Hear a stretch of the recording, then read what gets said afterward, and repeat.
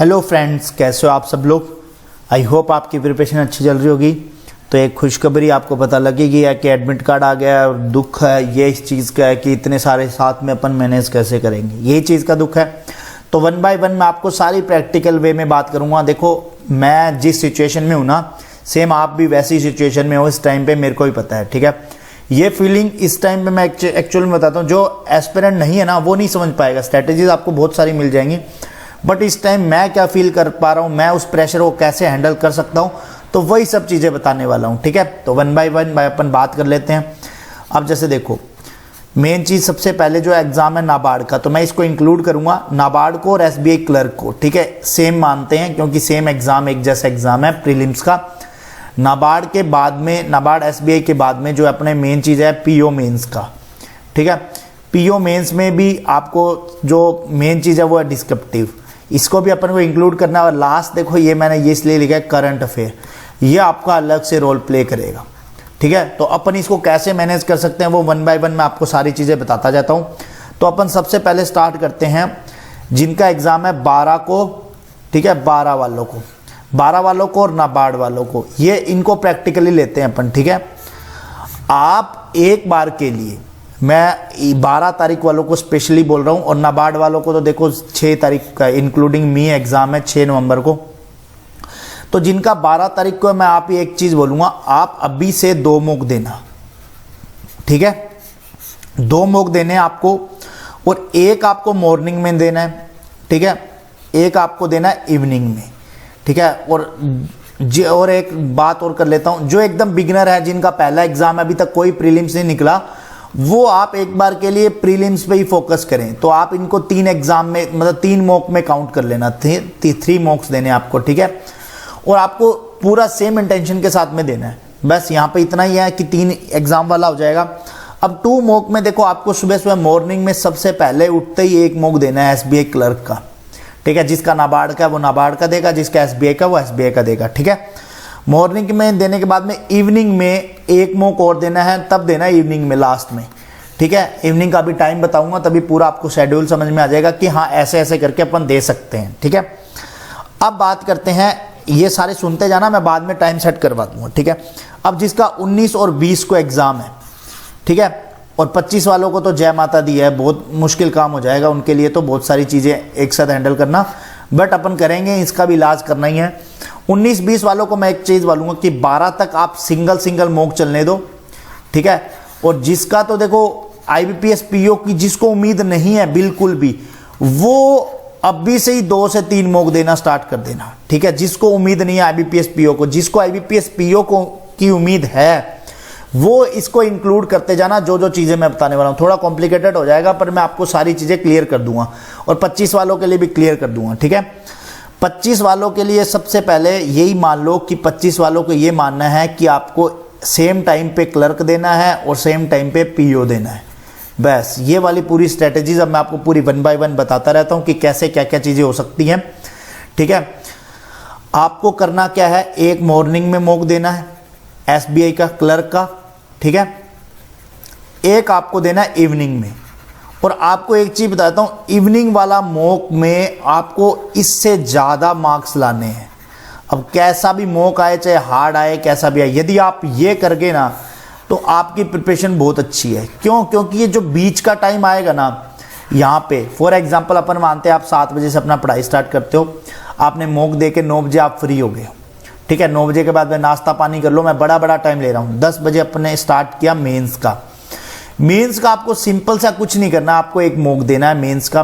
ठीक है, उसको आप चाहे सबमिट करके दे लो, कोई टाइम के साथ देना चाहेगा तो मैं तो ये कहूँगा कि सबमिट करके दोगे तो आप ज़्यादा से ज़्यादा मॉक लगा सकते हो। कल की मैंने स्ट्रैटेजी में यही बताया है, तो जितनी डीआई करोगे उतना फ़ायदा होगा।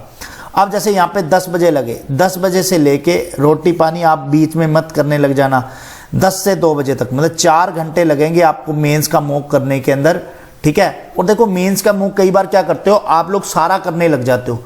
आप एक लिमिट रखो कि यार मैं 3 डीआई बनाऊंगा या 3 पजल बनाऊंगा। ठीक है, ठीक है, और इंग्लिश तो देखो पूरी कर सकते हो आप, ये 3 ही सब्जेक्ट है, बाकी तो कोई है ही नहीं ना सब्जेक्ट देखा जाए तो ये 3 सब्जेक्ट है।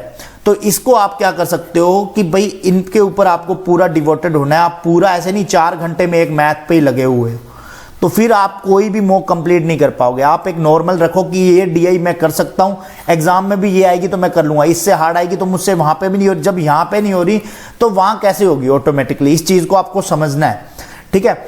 अब जैसे आपने 2 बजे तक पढ़ा, 2 से 3 आप खाने का टाइम आप अपने हिसाब से एडजस्ट कर लेना कि भाई इतने बजे मैं खा लूँ। 1 घंटा अपन मान रहे हैं बड़ा।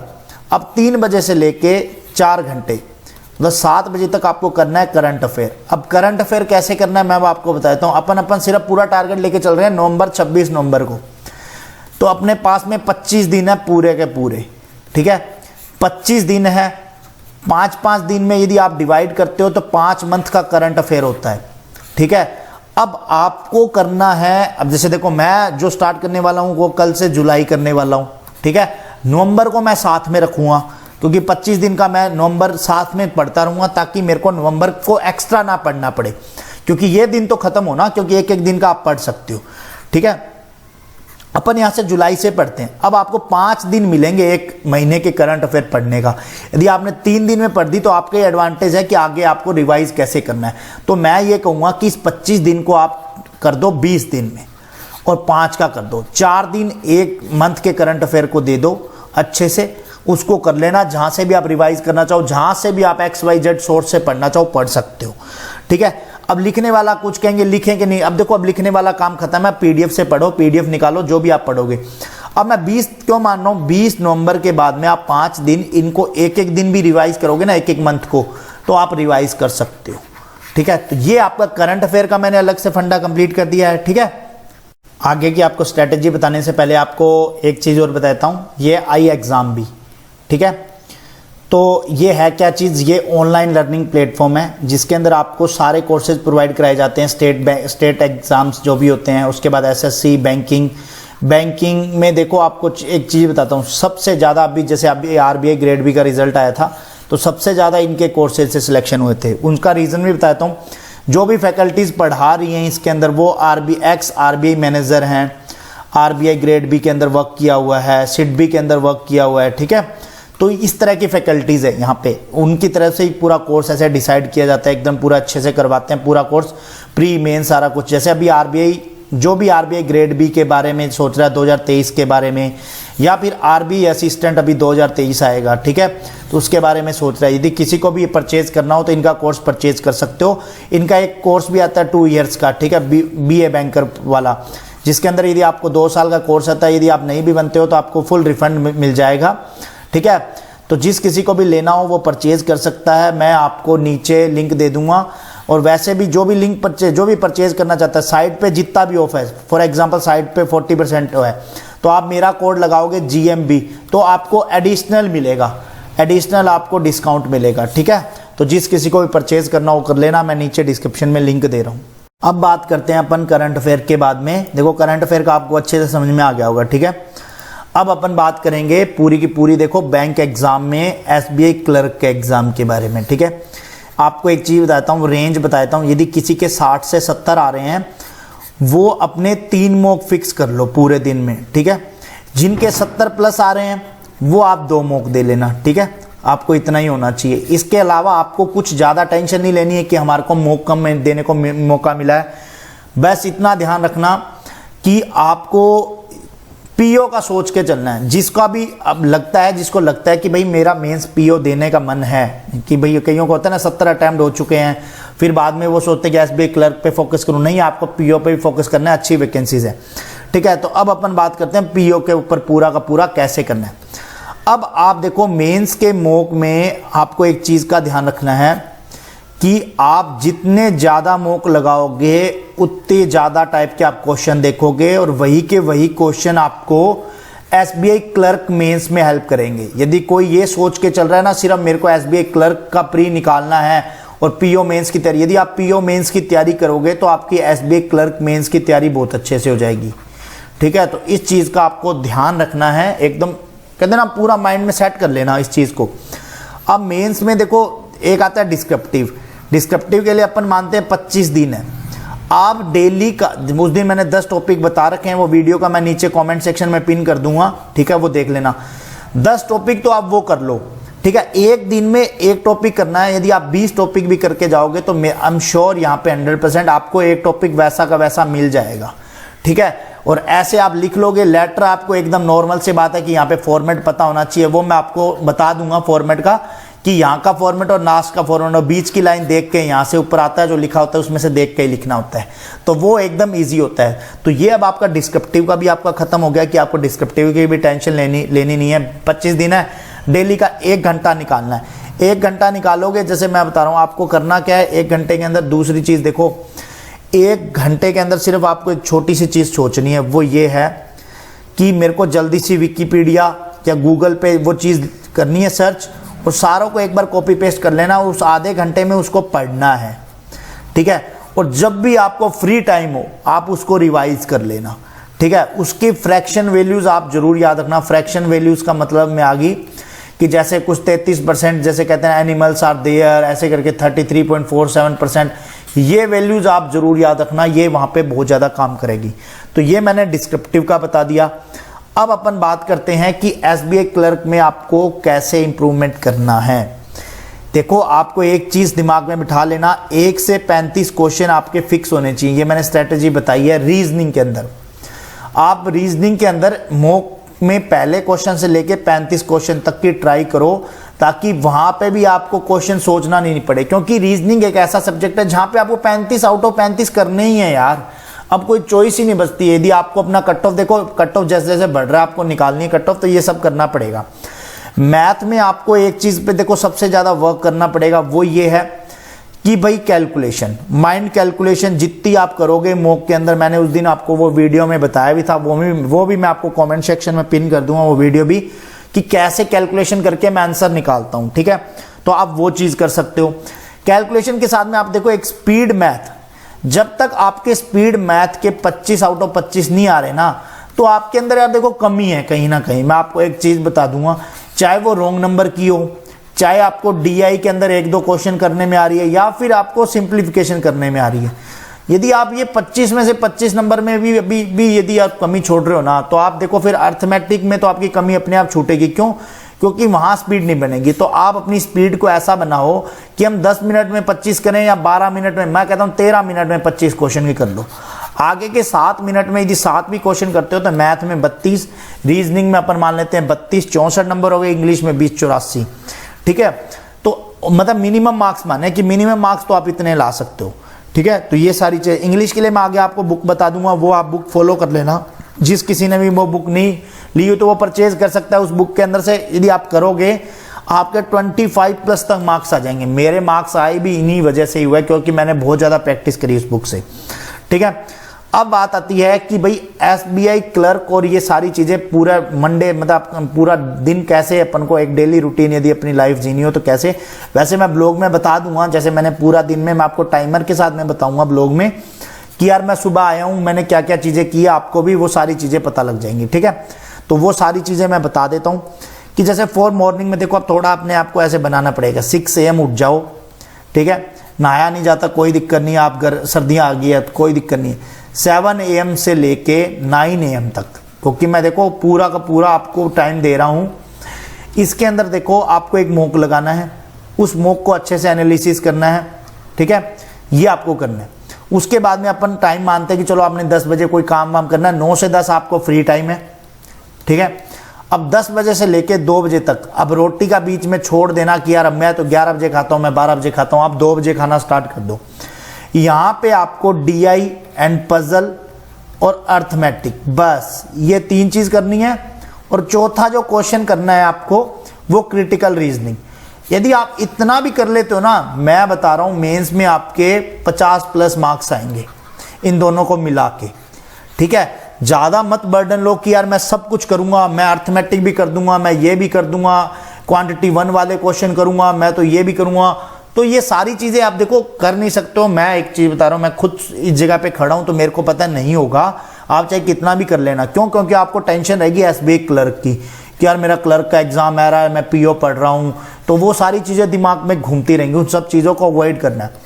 अब बात आती है कि जब अपन ने ये मॉक लगा लिया, अब जैसे 2 बजे के बाद में 2 से 3 आपका रेस्ट टाइम ले लो, 3 से 7 बजे तक मतलब 4 घंटे। 7 बजे तक आपको करंट अफेयर करना है। और करंट अफेयर का मैंने आपको 4 बता दिया कि आप यदि 4 घंटे भी पढ़ते हो तो आप यदि 7 दिन का भी याद करते हो तो 4 दिन में आप 1 मंथ का करंट अफेयर याद कर लोगे। और वही अपन को चाहिए इस टाइम पे। करंट अफेयर मत छोड़ना, चाहे आप एग्जाम दे दो, एसबीआई का एग्जाम देने के बाद वापसी में आ रहे हो तो ट्रेन में बस में आ रहे हो तो आप अपना करंट अफेयर जरूर करते रहना, ठीक है। वहां पे करंट अफेयर जाते वक्त भी करो और आते वक्त भी करो। इतना मत सोचो कि यार हाँ कि भाई मेरे को बर्डन ही लेना है, इसका बर्डन इस बार हमको, ठीक है। अब आगे 7 बज गए। अब 7 से 9 चलो मैं कहता हूँ लड़कियों को भी इंक्लूड करते हैं कि टाइम जैसे होता है खाना बनाने का टाइम होता है, अपन ने भी चलो मस्ती करनी है 9 बजे, ठीक है। अब 9 से 10 एक मॉक लगाओ। ये वाला मॉक आपका पता है क्या सबसे ज्यादा इंप्रूवमेंट दिलाएगा। क्यों? क्योंकि आप इस टाइम एग्जॉस्ट हो चुके हो, ठीक है। तो इस जगह पे यदि आपने मॉक लगाया तो आपको सबसे ज्यादा हेल्प करेगा इस चीज के लिए। तो ये आप मॉक लगा लेना, इस टाइम पे जरूर लगाना। अब देखो 10 से 11 बजे का टाइम है।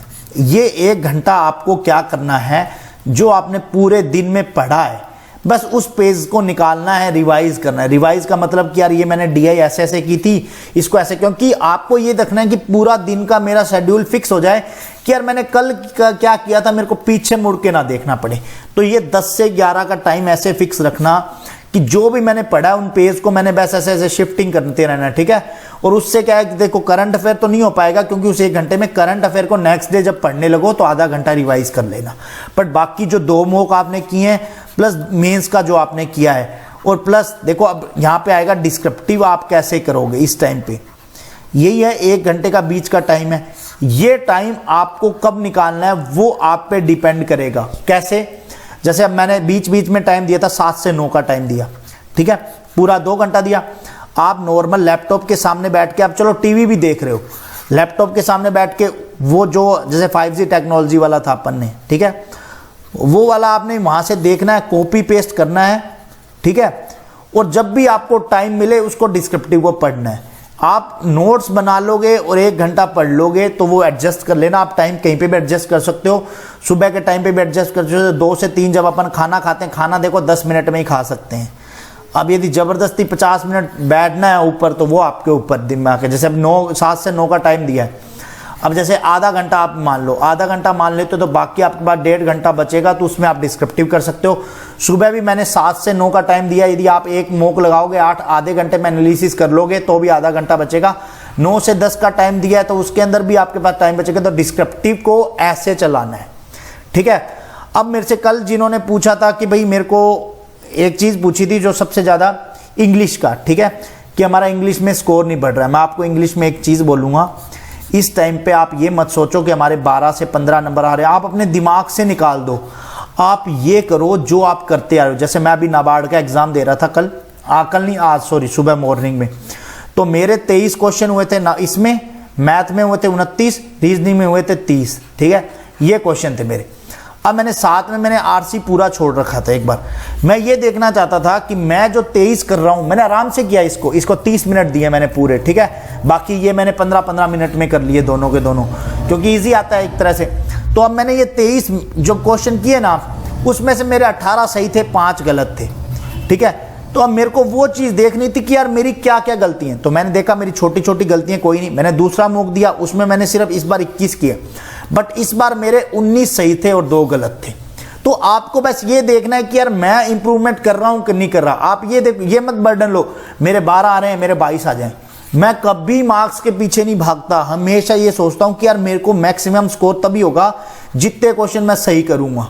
यदि आप सही नहीं करोगे, बार बार यही सोचोगे 12 से मेरे 20 हो जाएं, 20 कैसे होंगे यार? आपका दिमाग वहां पे चलना चाहिए, पूरा प्रेजेंट रहना चाहिए, 100% देना चाहिए, ठीक है।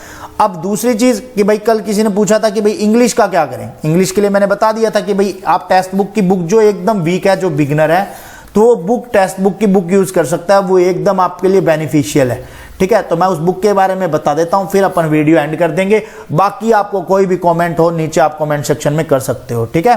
तो वो वीडियो के बारे में, अब आप बुक के बारे में सुन लो। तो ये टेक्स्ट बुक वाली बुक के बारे में आपको बताने वाला था। तो किसी ने मेरे से पूछा था कि इसके एरर के सॉल्यूशन दिखाओ। देखो उससे पहले मैं आपको दिखा देता हूं कि मैंने जब किया था ना, तो मेरे स्टार्ट में सारे ही गलत होते थे। गलत का मतलब ये था कि भाई थोड़े बहुत ही सही होते थे। फिर धीरे धीरे जब मैंने लास्ट में एक बार प्रैक्टिस करने के बाद में वापस से लगाया तो भी मेरी इतनी एरर्स गलत हुई थी, ये मेरे को आज भी ध्यान है। तो मैंने ये लगा रखे हैं सेट, जैसे मैं यहाँ से लगाता था 128, तो इसमें मेरे कितने गलत हुए, मैंने लगाने के बावजूद भी गलत हुए। ठीक है, अब इसके साथ साथ में मैं दिखा देता हूँ आपको सॉल्यूशन वगैरह।